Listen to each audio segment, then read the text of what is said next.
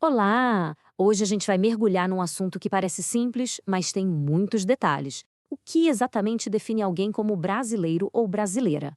A gente vai ver que isso é bem mais do que um sentimento, é um conjunto de leis. E vamos desvendar essas regras de um jeito super claro e direto. Então, fica a pergunta no ar. O que torna alguém brasileiro? A resposta, olha, não está só na cultura ou no coração.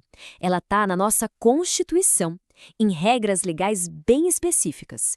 E são exatamente essas regras que a gente vai descobrir agora. E para a gente não se perder, esse aqui é o nosso roteiro. Vamos começar pelo básico, entendendo o que é nacionalidade.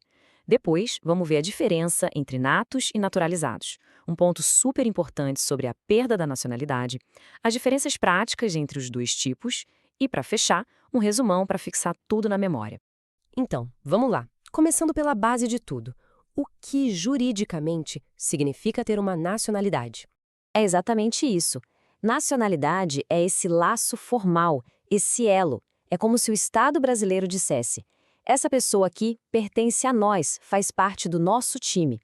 É um vínculo que está na lei, ou seja, é jurídico, e também é político, porque é isso que define quem faz parte do povo soberano do país. Agora, se liga nessa parte, porque ela desfaz uma confusão muito comum. Povo, população e cidadão não são a mesma coisa. Povo são os nacionais, ou seja, todos os brasileiros. Já população é um conceito de número, inclui todo mundo que está fisicamente no Brasil até os estrangeiros.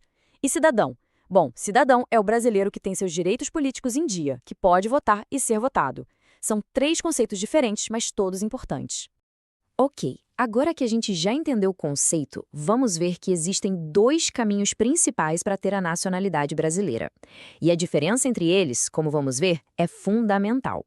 A gente tem a nacionalidade originária, que é aquela que a pessoa já ganha no momento em que nasce. É essa que define o brasileiro nato. E tem também a nacionalidade adquirida, que é uma escolha que a pessoa faz depois de nascer, um ato de vontade. Essa define o brasileiro naturalizado. O Brasil, como regra principal, adota o que a gente chama de jus soli, que é o direito de solo. A lógica é simples. Nasceu em território brasileiro, então é brasileiro nato. Simples assim. Não importa a nacionalidade dos pais.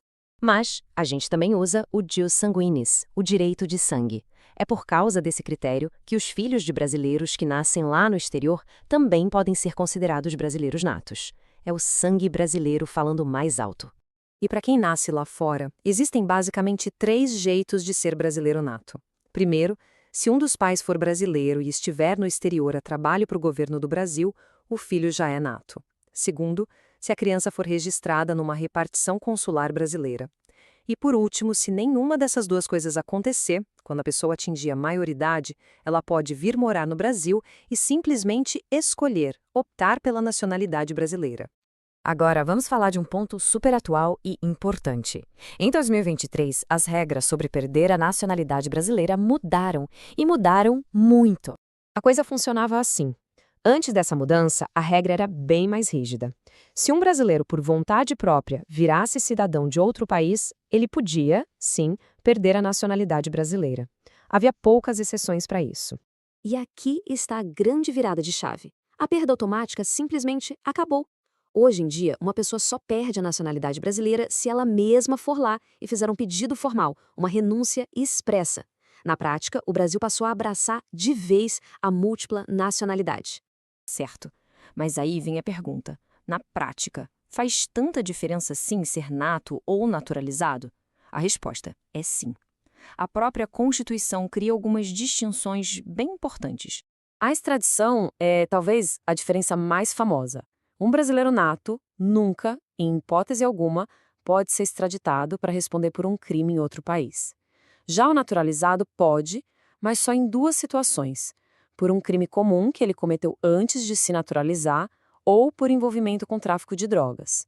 Já o estrangeiro, bom, para ele a extradição é a regra. Outro ponto super relevante está no acesso a alguns cargos públicos.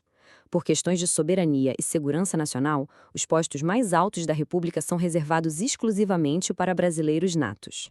E para ajudar a gente a memorizar quais são esses cargos, tem um mnemônico sensacional: mp3.com. Vamos lá. M de ministros do STF.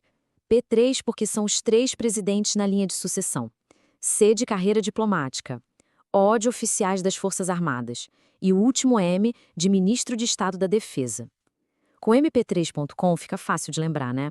Bom, para a gente amarrar tudo o que vemos até aqui, vamos fechar com um resumo bem prático, para essa informação toda ficar bem guardada na cabeça. Essa tabela aqui é o nosso guia definitivo. Ela mostra, lado a lado, as principais diferenças, como se adquire a nacionalidade, as regras de extradição, o acesso àqueles cargos do mp3.com e até as chances de perda. O nato vem do nascimento, nunca extraditado e pode ocupar todos os cargos. Já o naturalizado vem da vontade, pode ser extraditado e tem restrições. É o resumo perfeito. E de bônus, só para ajudar a memória, outro mnemônico rapidinho. Para lembrar os símbolos oficiais do nosso país, é só pensar na palavra Bahias. B de bandeira, H de hino, A de armas e S de selo. Simples e super eficaz. No fim das contas, entender essas regras todas vai muito além de decorar leis. É, na verdade, compreender a base da nossa identidade cívica. É entender quais são os direitos e deveres que nos conectam e nos unem como um único povo.